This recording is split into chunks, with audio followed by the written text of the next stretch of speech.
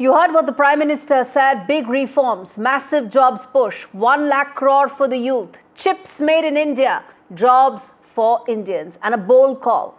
Build here, grow here.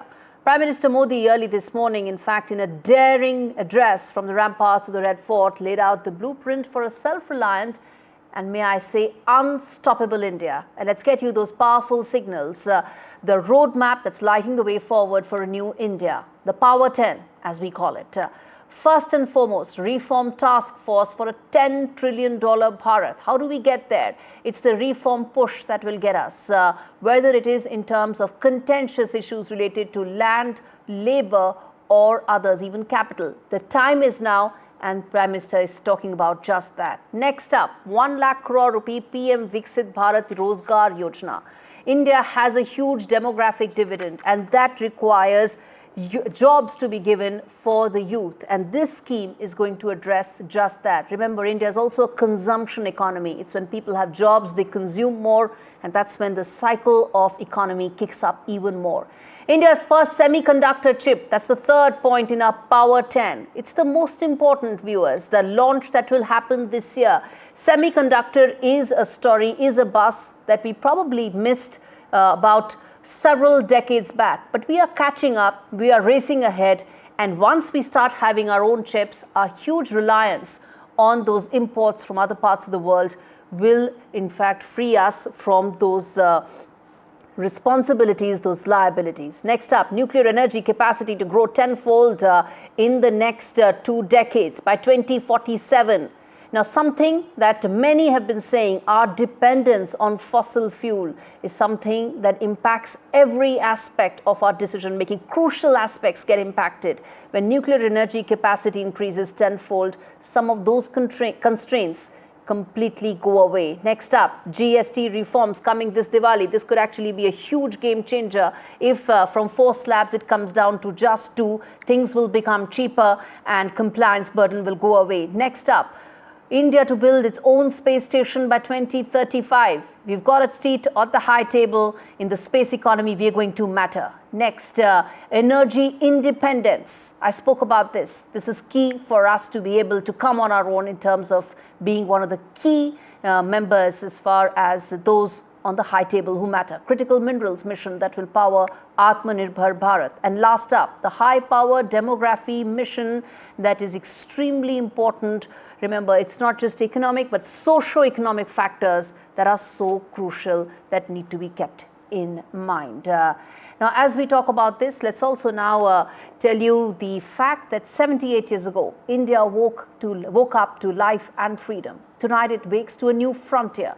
Talk about code to combat. This isn't the India the world once knew. This is a nation that's reloading its future, a nation on the global diplomatic high table. This report tells you why the world cannot ignore India and why every decision the world takes, India is needed in it.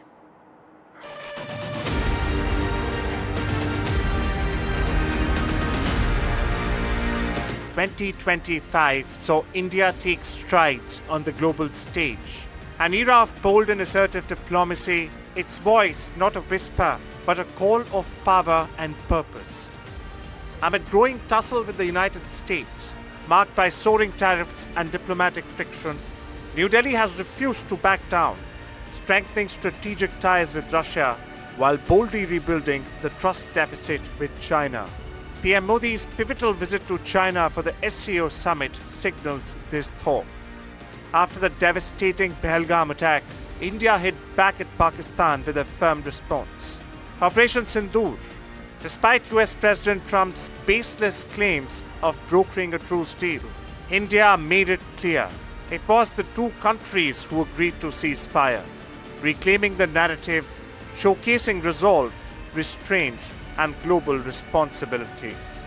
India's global campaign against terrorism struck a major diplomatic victory with the US designated the Resistance Front, the group behind the Pahalgam attack, as a foreign terrorist organization.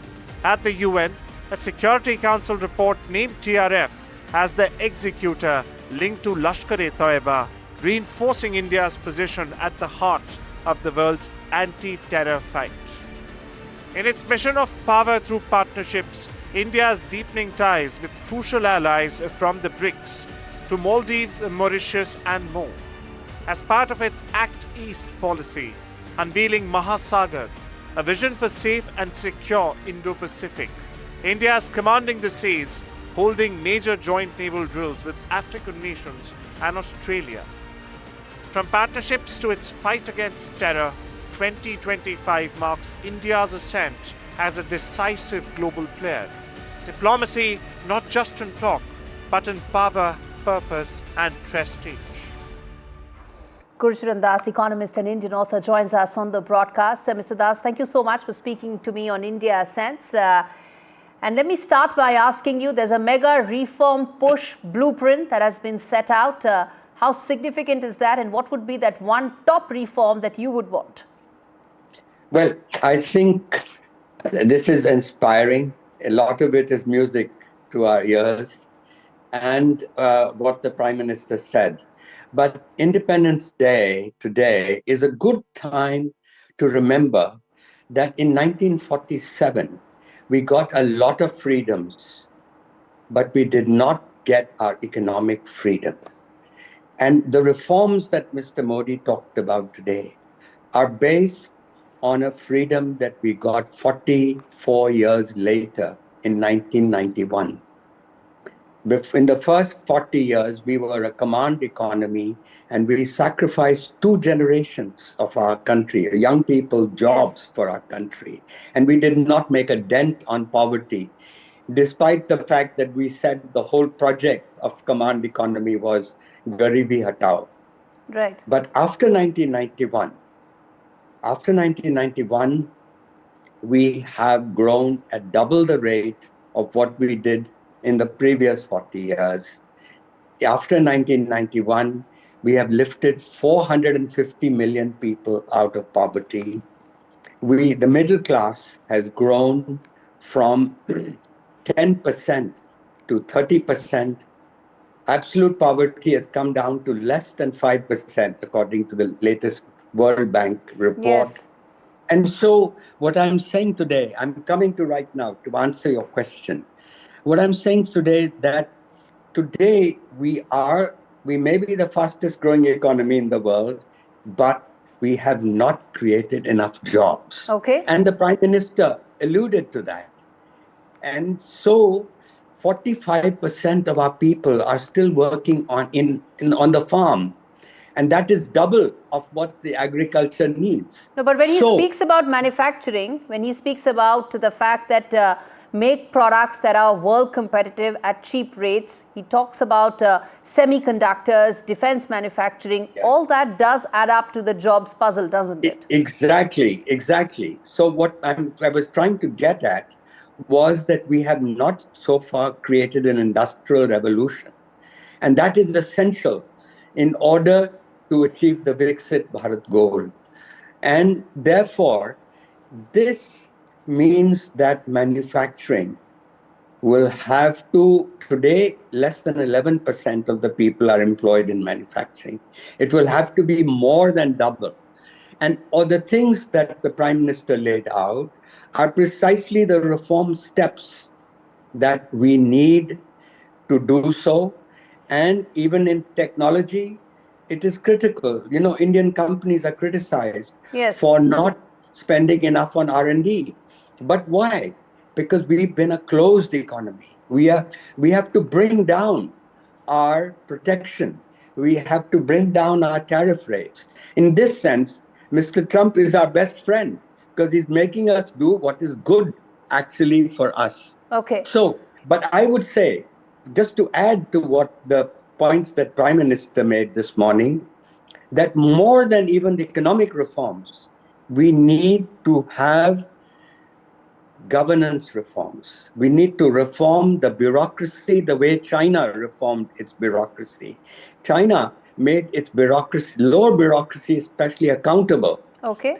And it gave, the lowest Chinese bureaucrat worked for the economy. And so China has got a lot better ease of doing business. Mm-hmm. Judicial reforms. You know, we are second to last in the world Right. in the enforcement of contracts. How much time it takes. That could be a separate discussion altogether, sir, and I take all your points, but ending on that hopeful note that the manufacturing push, the industrial revolution, so to say, has potentially been unleashed today. Thank you so much, Mr. Das, for taking out the time and speaking to me on India Sense.